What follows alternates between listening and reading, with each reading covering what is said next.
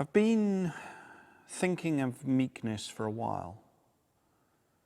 The week before the meeting, when we were to discuss the current season of reflections, I was at a retreat centre in Yorkshire, talking about women in the Bible in the aptly named course, The Women Who Men Forgot.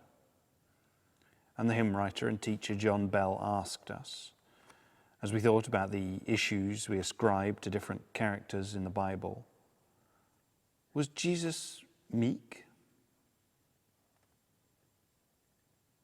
The general consensus was that after some discussion, whatever the hymn writers might say about gentle Jesus, meek and mild, Jesus was not a meek man.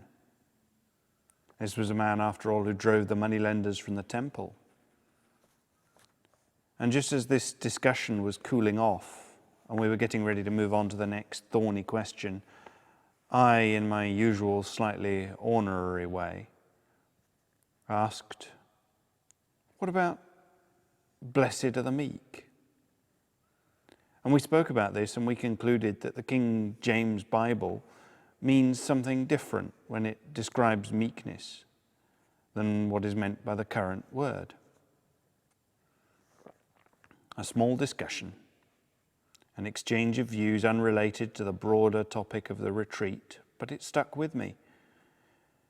And at the end of my holiday, I was delayed on my return to Edinburgh, and when I should have been helping to think things over and talk about the details of Soul Space, I was sat on a stationary train in Kirkcaldy Station.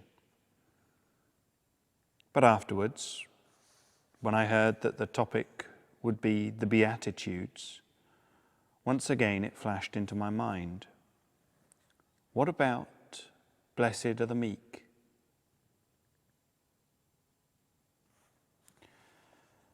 So I started chatting to people close to me to find out what meekness meant to them.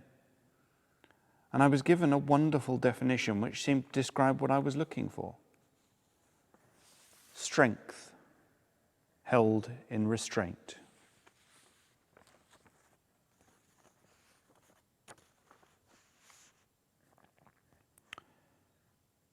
I've worked in service jobs enough to dread one particular question. It's usually asked in a tone of voice which suggests that one is, in Conan Doyle's effusive language, a particularly malignant boot-splitting specimen of the London slavey. There is an upward tilt to the head, a sharp look to the eye, and a dangerous undernote which says, "Do not argue with me." That question is this: do you even know who I am?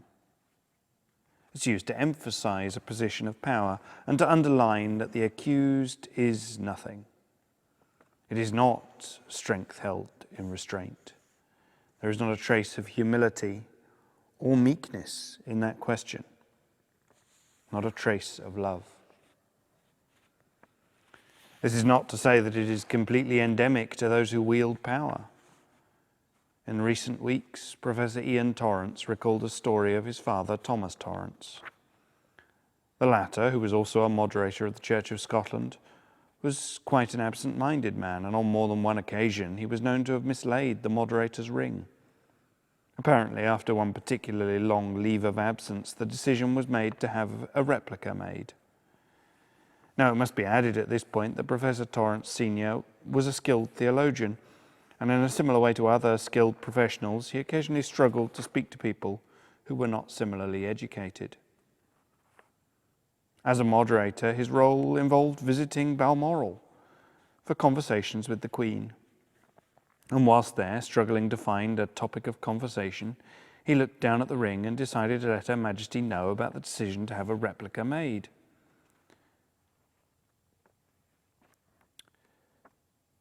The Queen asked, "And Professor Torrance, which ring are you wearing now?" "The modern-day replica, ma'am."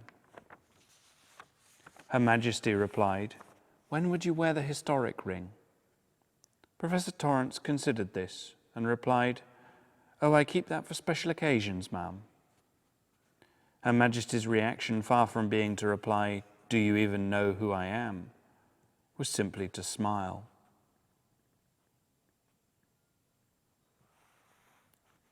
"Do you even know who I am?" Jesus himself stops to ask this of his disciples in Matthew 16. Far from crowing as they declare him the Messiah, he sternly orders them not to tell anybody, which leads us back to that power held in restraint. Meekness of this kind can only be born out of self-awareness. Jesus, strong in his power, aware of his power, does not want people to know of it and treat him differently. He orders the disciples to keep stum. The minor celebrity hides behind, "Do you know who I am?" because of insecurities, feeling the need to exercise some power. Her Majesty, confident and comfortable in herself, had no such need. It is that self-awareness of one's strengths and abilities and the self-control not to use them for the self-advancement or harm that can lead to a true humility, a true meekness, rather than some self-serving false humility, like Uriah Heep, wringing his hands and promising to be a humble servant. At the end of the day, when we look into the mirror and look upon ourselves, all God asks is that we reflect.